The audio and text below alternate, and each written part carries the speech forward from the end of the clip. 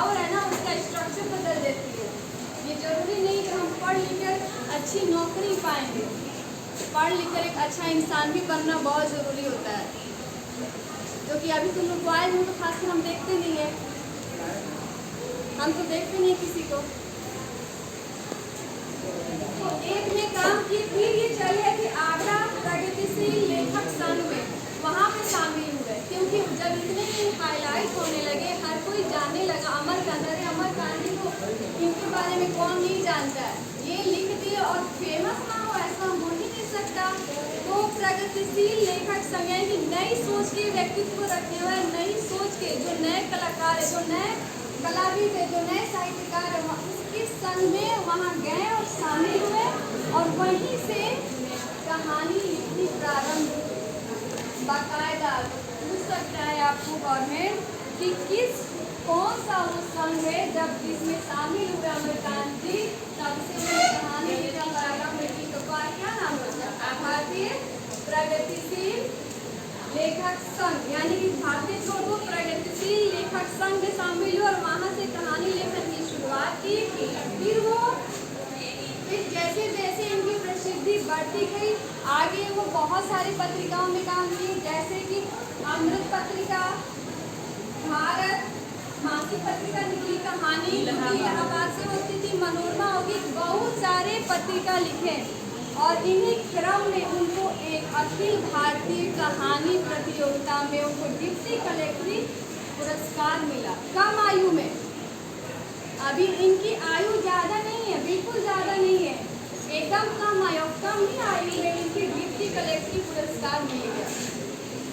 इतने कम उम्र के बालक, युवा लड़के को, जो अभी युवा थे, उनको ना पुरस्कार मिल गया। तो जिसको पुरस्कार मिल गया ना, वो एप्रिशिएट उसको किया जाता है, उसको आगे और बढ़ाया जाता है कि आप और लिखिए और हमारे लिए लिखिए, मध्यम वर्ग के लिखिए। क्योंकि हम जैसा कि बताएं 1932 में जन्म हुआ, इनकी शिक्षा दीक्षा होते होते भारत आज़ाद हो गया। और जब आज़ाद हुआ, आज़ाद होने के बाद दो मुल्क, कितनी सारी लड़ाई होती थी, दो मुल्कों के बीच में अंग्रेजों से लड़ाई।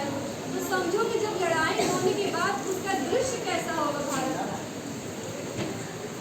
घर भी तो उजड़ते हैं ना जी, लड़ाई नहीं ना मान रखती कि हम जीत गए, और जीतने के बाद भी घर कितने भाइयों के बहन, मतलब क्या होते, भाई मर गए, किसी का बाप मर गया, किसी की बहन मर गई, किसी को कुछ हुआ, मतलब त्राहिमाम हुआ था पूरे इंडिया में। और उसका चित्र इन्होंने अपने साहित्य, अपने लेखनी से किया, जो उन्होंने देखा, जो फील किया, जो महसूस किया, उसको कविता के रूप में, कहानी के रूप में, उपन्यास के रूप में इन्होंने लिखा। बहुत सारे इनके द्वारा लिखित कहानियाँ फेमस हो गई हैं, उनमें से एक है बहादुर। बहादुर का हर कोई जानता है, बहादुर हो गया आपको कहानियाँ।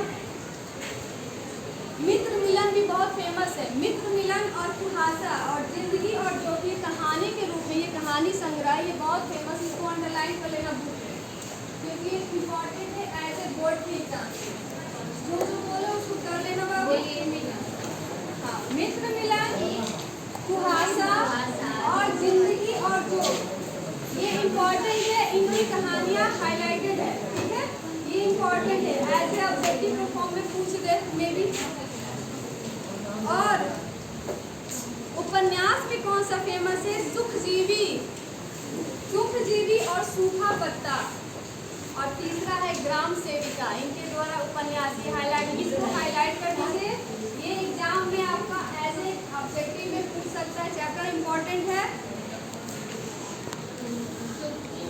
यहाँ दो लाइन आपको देखो लिखा भी है कि आज़ादी के बाद के हिंदी कथा साहित्य के महत्वपूर्ण कथाकार अमरकांत की कहानियों में मध्यम वर्ग, विशेषकर निम्न वर्ग के जीवनानुभव और जीजी दिशा पर बेहद प्रभावशाली और अतरंग चित्रण किया है, जो कि मैंने अभी बताया कि मध्यम वर्ग के बारे में इन्होंने विशेष ध्यान दिया है। मतलब कोई भी विद्वान होता है ना, जो साहित्यकार होता है ना, किसी एक पॉइंट को लेता है और उस पर सोचता है, रिसर्च करता है और फिर अपना मंतव्य देता है कि मध्यम वर्ग की लाइफ स्टाइल कैसे जीता है, कैसे अपने बच्चों को पढ़ाता है, क्या कहाँ भेजता है, हर चीज़ कैसे अपने कमाता है धमाता है, हर चीज़ के बारे में इनकी नज़र पैर थी और वो हर चीज़ पकड़ ली है। इसलिए मध्यम वर्ग में अगर किन्हीं का सबसे अच्छा लिखे हैं तो अमरकांत सिंह। और उसी मध्यम वर्ग की एक बच्चा है जिसका नाम है बहादुर। पूरा नाम है इसका दिल बहादुर। पूरा नाम इसका बहादुर नहीं है। बहादुर तो जब ये नौकर के रूप में काम करने जाता है तब होता है, लेकिन पूरा